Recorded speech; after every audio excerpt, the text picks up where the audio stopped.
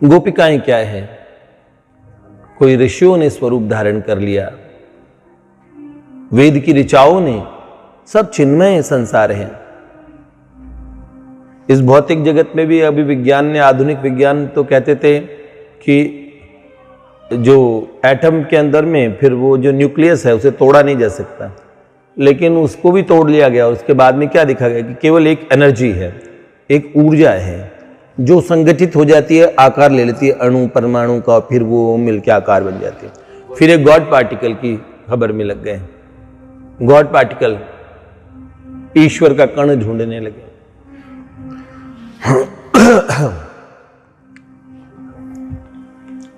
ईश्वर चेतन स्वरूप है। इस संसार में भी सोहम विश्वम विश्वसजम विश्वम विश्ववेदसम, विश्व के सृष्टा भी वो हैं, विश्व को जानने वाले भी वो हैं, विश्व स्वरूप भी वही हैं। उस जगत में तो चिन्मय प्रभु अपनी चिन्मय स्वरूप में विराजित हैं और इधर भौतिक स्वरूप से दिखते हैं मात्र हैं। ये पूरे जगत के रूप में जगदेव हरि हरिरेव जगत, जगतो हरि तो नहीं भिन्न तनु। वास्तव में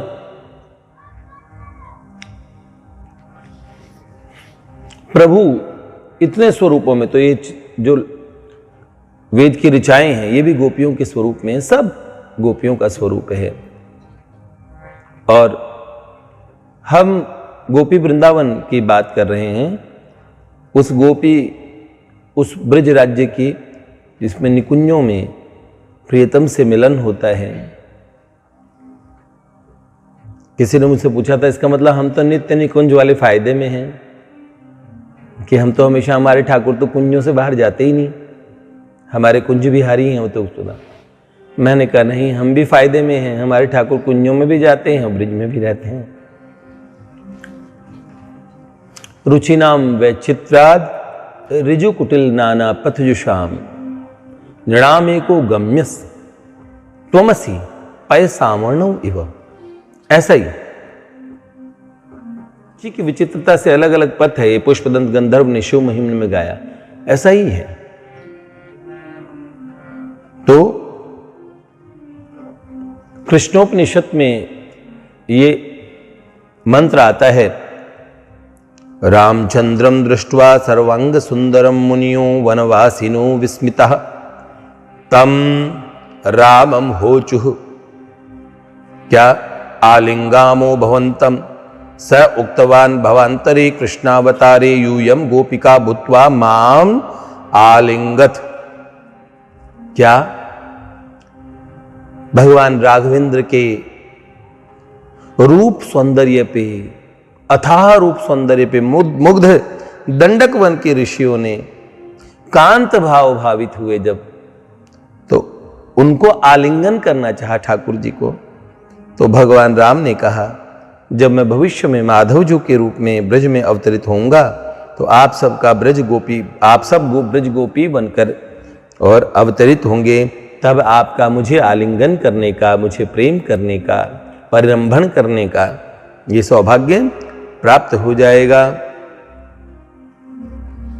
यही है।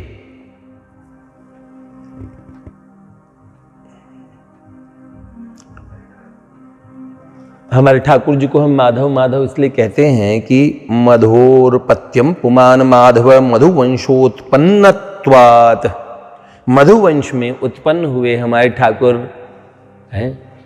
मिश्री से मीठो नाम हमारे माधव प्यारे को, माधव प्यारे को, माधव प्यारे को। तो मधुवंश में उत्पन्न हुए, इसलिए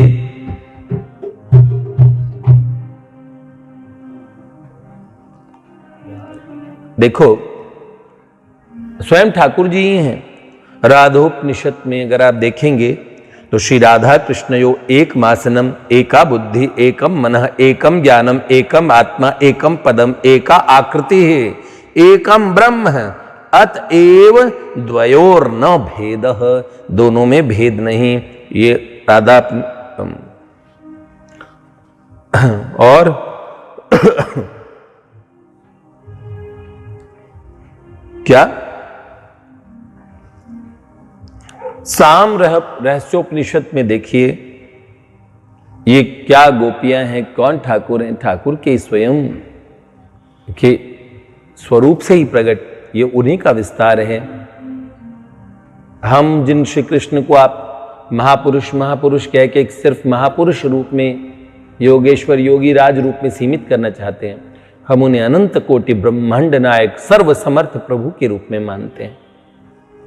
और आप ये कहते हैं ऐसे श्री कृष्ण के चरित्र पे बात उड़ जाएगी। अरे अनंत कोटि आत्माएं अगर प्रभु को प्रेम करेगी, शायद पोलैंड में किसी देश में केस कर दिया था भगवत गीता पे और कहा कि जिस कृष्ण को ये इस्कॉन वाले पूछते हैं, और वो तो 16,000 कितनी तो उनकी पत्नियां थी, 16,108 पत्नियों की बात कही उन्होंने, और उनका कि असंख्य गोपियां थी जिनसे वो प्रेम करते थे और वो उनको प्रेम करती थी। तो हजारों गोपियां, कह रहे हजारों गोपियां थी और 16,000 पत्नियां थी, तो ऐसे श्री कृष्ण का चरित्र क्या होगा। तो इसलिए इस्कॉन पे बैन लगा और इस संस्था, और ये अर्जी एक नन ने डाली थी पोलैंड की अदालत में। तो जो इस्कॉन के कृष्ण भक्त थे वो वकील एडवोकेट बने, उन्होंने, और वो भी पहले पोलैंड के नागरिक थे, अंग्रेज थे, फिर भक्त बने, तो उन्हें पता था कि ईसाइयत में भी क्या होता है। तो जिस नन ने अर्जी डाली थी कि ये चरित्रहीनता सिखाती है, चरित्रहीन व्यक्ति को पूजोगे तो उन्होंने पूछा अदालत में कि आप नन हैं? उन्होंने बोला हाँ। तो बोला एक बार भरी अदालत में ये जो आप नन बनते समय, नन मतलब ब्रह्मचारिणी जो रहती है, उन ईसाइयों में जिसे वो साध्वी कहते हैं, ब्रह्मचारिणी बन के रहती हैं वो नने, तो वो नन, उनका आप जब नन बनी थी तो आपने जो शपथ पढ़ी थी वो शपथ एक बार भरी अदालत में बोल के सुना दीजिए। उस नन ने नहीं सुनाई। वकील साहब ने कहा मैं सुनाता हूँ।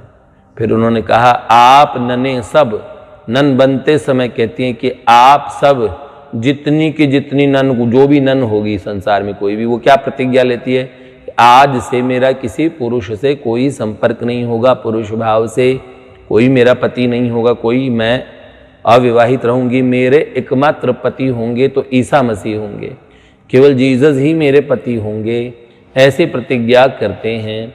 तो उन्होंने कहा कि ये प्रतिज्ञा, और मैं कुछ दिन पहले पढ़ रहा था, किसी ने वो आर्टिकल लिखा था, उस आर्टिकल को, उसी में इस घटना का जिक्र हुआ।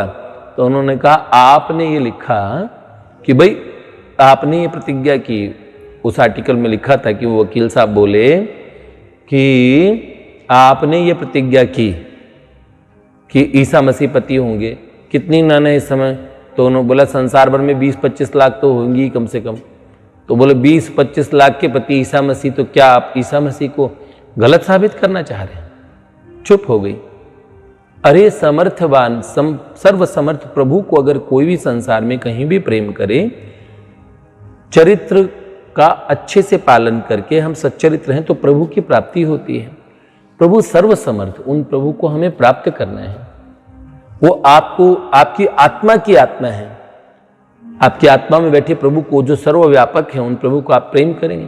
वही किसी आकृति के रूप में जो प्रकट होते हैं, आप उन्हें श्री कृष्ण, सर्व आकर्षक होने से उन्हें श्री कृष्ण नाम कहते हैं। तो एक बात, उनका एक नित्य सगुण साकार रूप है, उनका ही स्वरूप, उनके स्वरूप से, उनके ही स्वरूप का एक हिस्सा निराकार है, एक सदा सगुण साकार रहता है? सर्व सौंदर्य से युक्त, सर्व माधुर्य से युक्त, सर्व ऐश्वर्य से युक्त, ऐसा प्रभु का स्वरूप है। तो उन प्रभु को, चाहे वो सर्वव्यापक हो हर जगह, तो आप तो प्रभु तो आपको हर समय छुए रहते हैं, आपकी आत्मा तक को स्पर्श किए रहते हैं, आप बाहर भीतर प्रभु ही प्रभु हैं। तो प्रभु को कैसे चरित्रहीन कहेंगे आप?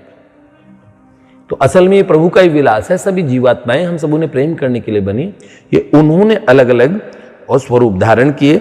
तो साम रहस्योपनिषद में भी ये बात लिखी है। हम बार बार ये कहते हैं, वरना लोग चिल्लाने लगेंगे कि भगवान का स्वरूप क्या माना गया। देखिए, स एवायम पुरुष स्वरमणार्थम स्वस्वरूपम प्रकटितवान् सर्वे आनंद रसा यस्मात् प्रकटिता भवन्ति तेषु आनंद रूपेषु पुरुषोयम रमते स एवायम पुरुष समाराधन तत्परो भूत तस्मात् स्वयमेव समाराधनम करोतु अतो लोके वेदे च श्री राधा गीयते। देखो, अपने ही रमण से के लिए उस परम पुरुष माधव ने अपने भीतर से अपना ही स्वरूप प्रकट किया, अपने मूल स्वरूप को प्रकट किया, जिसका नाम श्री राधा था। अच्छा, श्री माधव ने जब अपने प्रेमामृत परिपूर्ण हृदय समुद्र को मथा, तब उससे कारुण्य पूरित सौंदर्यामृत परिसंचित सुधा प्रवर्षणी असंख्य मयूखों से परिमंडित सर्वविध परिताप परिहारक परमाह्लादक मुखचंद्र प्रकट हुआ, जिसे भावुक भक्तों रसिकों ने श्री राधा कहा। समझ रहे हैं? अनादिर्यम पुरुष एक एवास्ति तदेव रूपम द्विधा विधाय समाराधन तत्परो भूत तस्मात्ताम राधाम रसिकानंदाम वेद विदो वदंती। यह अनादि परम पुरुष माधव जो राधा माधव रूप से दो स्वरूपों में प्रकट होकर समाराधन करते हैं, एक दूसरे की आराधना करते हैं, एक दूसरे से प्रेम करते हैं, पर प्रभु एक ही हैं।